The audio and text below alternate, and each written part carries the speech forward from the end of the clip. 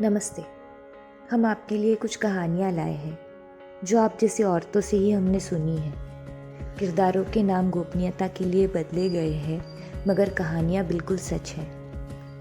औरतें अपनी ज़िंदगी कैसे जी रही हैं और कैसे जीना चाहती है, सुनिए, सोचिए और अपने सहेलियों को भी ज़रूर सुनाइए। ये कहानी अब तक लेके आए हैं गरिमा ट्रस्ट और कोरो इंडिया। 7वीं कहानी, हाथ उठाना। हमारे चिटफंड के पार्टी में हर बार कोई न कोई बात छिड़ जाती है। परसों सुनीता के घर पे मिले थे तो उनके पड़ोस से एक औरत की जोर से रोने चिल्लाने की आवाज आ रही थी। तो आवाज से सब औरतें समझ गई कि क्या चल रहा है। हर गली की यही कहानी। पति अपनी पत्नी पर हाथ उठाता है।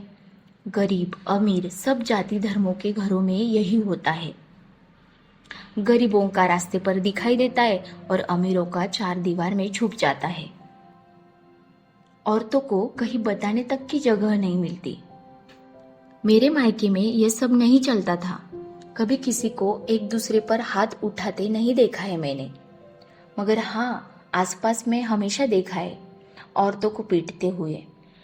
शादी के वक्त मेरे घर वालों का सबसे बड़ा डर यही था कि कहीं ससुराल वाले या पति हाथ न उठाए। यहाँ शादी होकर आई तो देखा ससुर को भी कभी कभार सास पर हाथ उठाने की आदत है। शायद मेरी किस्मत ही अच्छी है कि मेरे पति अच्छे स्वभाव के हैं। कभी हाथ नहीं उठाया मुझ पर। अगर एक मर्द कर सकता है तो सब कर सकते हैं ना। वो त्यागी की बहू को पति ने एक थप्पड़ मारा तो उसका कान ही खराब हो गया हमेशा के लिए। वो बाहर बताती है कि एक्सीडेंट हो गया है, लेकिन सबको पता है ना सच्चाई। बबलू के स्कूल में एक बच्चा दूसरे बच्चों को मारता था। टीचर ने पूछताछ करने पर पता चला कि उसका बाप भी माँ को मारता है।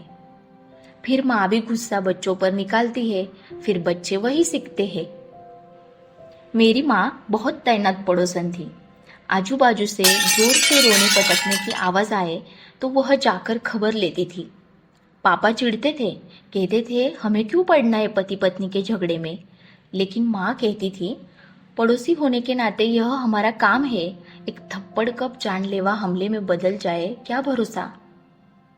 क्या हमने सुना नहीं कितनी औरतें अपनी जान तक गंवाती है।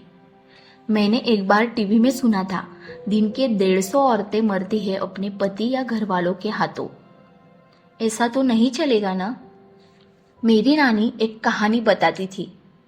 एक आदमी का मालिक बहुत जुल्मी था, बहुत काम करवाता था, चिल्लाता था और पैसे भी ठीक से नहीं देता था। गुस्से में गालियां देता। परेशान आदमी फिर घर आकर अपनी पत्नी को मारता था भड़ास निकालने के लिए। फिर पत्नी बच्चों को मारती थी छोटी छोटी बातों पर, और उनका बच्चा अपनी बहन को मारता था। बस इसी तरह ये कारवां चलता है। कहते हैं जो प्यार करता है वही मारता भी है। ये कौन सी बात हुई। तो प्यार तो पत्नी भी अपने पति से करती है, वह हाथ क्यों नहीं उठाती। असल बात तो यह है कि यह प्यार वाली बात है ही नहीं। हाथ हमेशा अपने से कमजोर पर उठता है, और मार खाने वाला भी अपने से कमजोर किसी और पर हाथ उठाता है। हमारे देश में एक ऐसा कानून है जिसमें पति को पत्नी पर हाथ उठाने पर जेल की सजा हो सकती है। मैंने सुना है।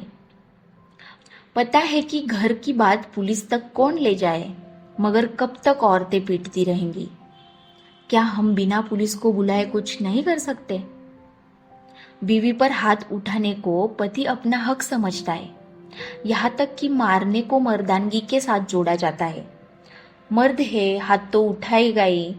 मैं कहती हूँ नहीं, मारना हर हाल में गलत है। अगर पति भी मार रहा हो तो उनका निजी मामला बोलकर नजरअंदाज नहीं करना। ये तय हुआ है हमारी चिटफंड की पार्टी में।